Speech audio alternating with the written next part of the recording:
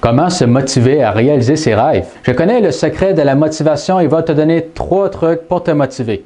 Mais avant, j'aimerais t'expliquer ce que c'est la motivation. Lorsque tu paies le prix de ce que tu veux, tu es motivé. Si tu veux la santé, tu manges santé et bouge. Si tu veux gagner un concours d'athlétisme, tu transpires. J'ai découvert le secret de la motivation dans un organisme sans but lucratif pour apprendre à parler en public et exercer son leadership, qui s'intitule Toastmasters International. Pendant mes 8 années dans Toastmasters, je venais aux réunions à chaque semaine et je faisais des discours, des improvisations et des évaluations. Et je m'étais donné aussi un objectif de faire un discours par semaine. Au début, tout ce que je faisais, c'était des petits rôles comme l'histoire humoristique, le toast, le chronométrage, le grammairien. Mais plus j'avançais dans Toastmasters et plus je faisais des discours. Et je trouvais que mes 8 ans dans Toastmasters étaient plus utiles que l'université. J'avais jamais eu l'ambition de terminer le programme de formation continue au complet. Après tout, personne dans l'excellent club Toastmasters que je fréquentais n'avait déjà terminé le programme Toastmasters en plus de 25 ans. Mais personnellement, je voulais m'améliorer. Je me fichais que mon discours par semaine soit irréaliste comme objectif. 4 ans plus tard, j'étais loin de mon objectif d'un discours par semaine. Je vivais plutôt dans le sud de la France, dans une ville où il fait plus de 300 jours de soleil par année. C'est à mon retour de France à Gatineau que j'ai pris une de mes meilleures décisions de ma vie. Je me suis inscrit à Toastmasters à nouveau, mais cette fois-ci dans un club non seulement régulier, mais avancé. Cette fois-ci, c'est différent car tous les membres du club avaient déjà terminé une partie du programme de formation. Et ce qui me stupéfiait dans ce club avancé, c'était que la majorité des membres avaient déjà terminé le programme de formation continue au complet. Ils avaient tous déjà la mention DTM.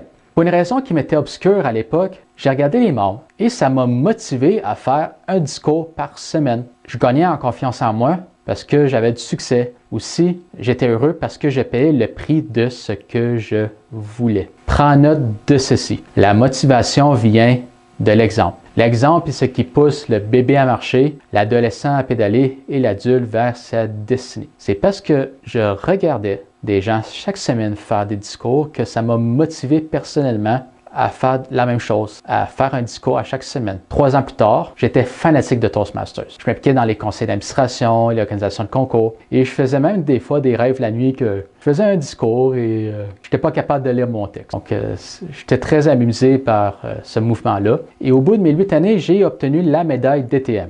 Quand j'ai terminé le programme de formation continu au complet, je ressentais de l'enthousiasme, une sorte d'ivresse que tout désormais m'était possible. J'avais fêté en calvaire. Je réussissais parce que je vivais la motivation. Je réussissais parce que j'observais les gens dans la salle et je m'entourais de gens qui étaient déjà motivés. Et c'est en étant dans cet environnement-là que ça m'a poussé à bouger, à agir. Je vais te donner 3 trucs que je retiens de mon histoire à Toastmasters qui vont te servir à te motiver. Truc numéro 1, étudier.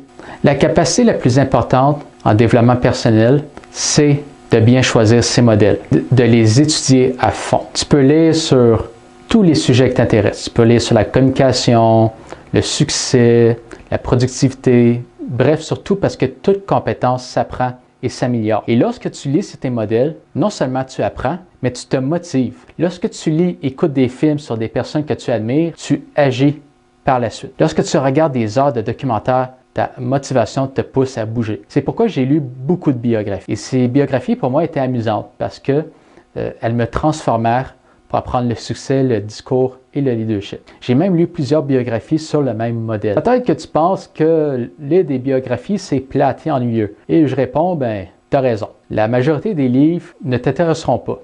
Mais il va en avoir plusieurs qui vont aussi t'intéresser. C'est comme lorsque tu regardes des séries à la télévision ou sur ton ordinateur. Il y a toutes sortes de séries pour toutes sortes de personnes et la majorité des séries qu'il y a sur Internet ne t'intéresseront pas. Mais il y en a pour tes champs d'intérêt et ceux-là vont t'intéresser. Et c'est la même chose pour les lectures. Il va y avoir des biographies sur des gens qui ne t'intéresseront pas pantoute. Mais il va en avoir d'autres qui vont te motiver. Donc c'est pourquoi que je te recommande d'aller sur Internet, de regarder les biographies, de regarder s'ils sont bien évalués, s'ils ont 4 étoiles et plus, et de regarder les critiques pour t'assurer que les évaluations soient sincères. Et de ne pas hésiter à lire plusieurs. Si tu n'as pas le temps de lire, il existe toujours les livres audio. On passe en moyenne 1 heure par jour à se déplacer. Tu peux transformer ton automobile en université. La lecture nourrit ton esprit et t'évite les erreurs. Tu apprends pour toute ta vie. La lecture est des plus grandes inventions de l'humanité. Grâce à l'arrivée de l'imprimerie de Gutenberg, les gens ont commencé à lire par eux-mêmes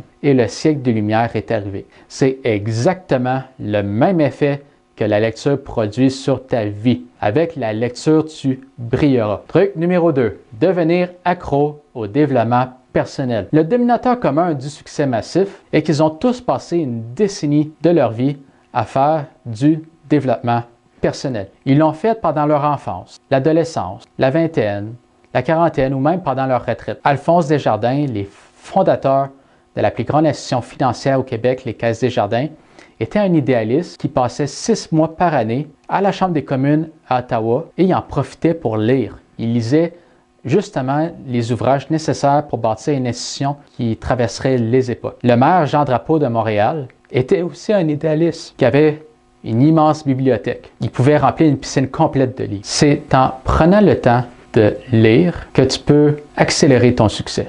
J'attribue la majorité de mon succès au développement personnel. J'ai réussi dans Toastmasters parce que je lisais sur les discours et le leadership. J'ai réussi à mes études parce que je m'étais informé sur la France et aussi je m'étais informé sur comment réussir ses études. Le fameux général Patton de la Deuxième Guerre mondiale a dit « Un plan exécuté cette semaine est mieux qu'un plan parfait exécuté la semaine d'après ». Ça veut dire que si tu veux un plan de développement personnel, c'est mieux de le construire aujourd'hui, pas demain ou après-demain, aujourd'hui, de créer une version 1.0, même si tu ne sais pas trop comment. Et ensuite, tu peux l'améliorer le plan.